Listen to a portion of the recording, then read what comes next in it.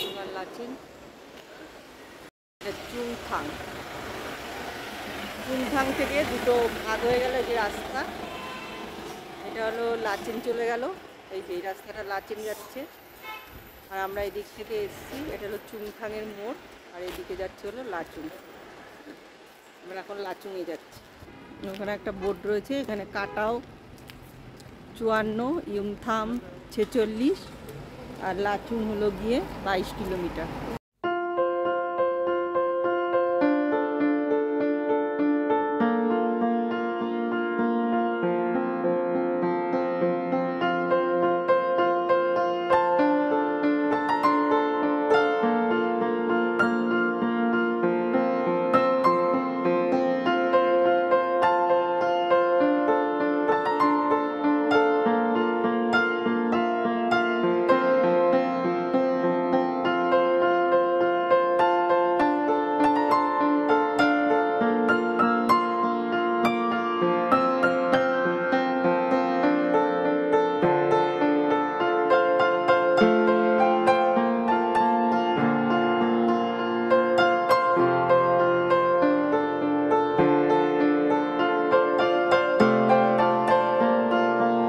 চুংথাং থেকে লাচুংয়ে যাওয়ার রাস্তার স্নিক বিউটি এতটাই অপূর্ব যে আমি আপনাদের সঙ্গে শেয়ার না করে পারলাম না। সেই জন্য আমি একটু ছোট্ট ভিডিওর মাধ্যমে এই লাচুং রোডটা আপনাদের সামনে তুলে ধরলাম। তাহলে চলুন এই স্নিক বিউটিটাকে এনজয় করি।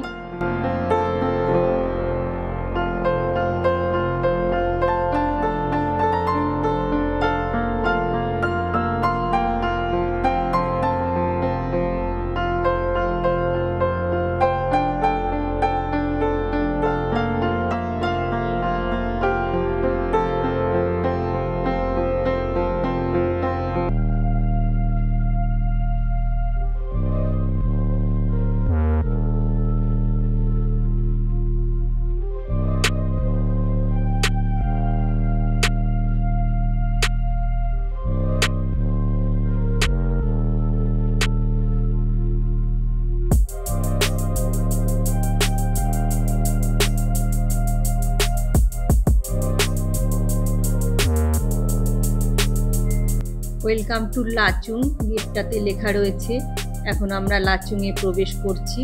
এই যে গেটের ভেতর দিয়ে এখন ঢুকলাম, আর পাশে যে লাল রঙের ফুলগুলো দেখা যাচ্ছে এগুলি হলো রডোডেনড্রন ফুল। এগুলি মূলত এপ্রিল মাস থেকেই ফোটা শুরু করে, এপ্রিল মে। তাহলে এখানে বরফ পড়ে, আর এই বরফ যখন গলে যায় তারপরে এই ফুল ফোটা শুরু করে। আর প্রাকৃতিক সৌন্দর্য দেখতেই পাচ্ছেন আপনারা, অপূর্ব সুন্দর। দূরে মেঘ দেখা যাচ্ছে, আর পাহাড়ের মাথায় অল্প অল্প বরফও দেখা যাচ্ছে। আপনারা প্রাকৃতিক সৌন্দর্যটাই একটু এনজয় করুন।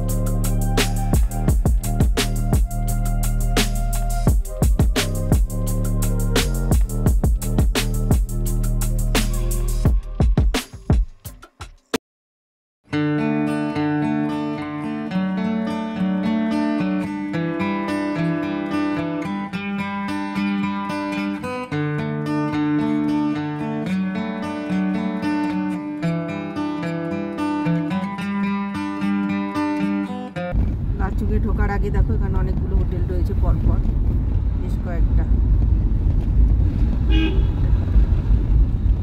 এই পাশে একটা, এই যে একটা হোটেল আছে।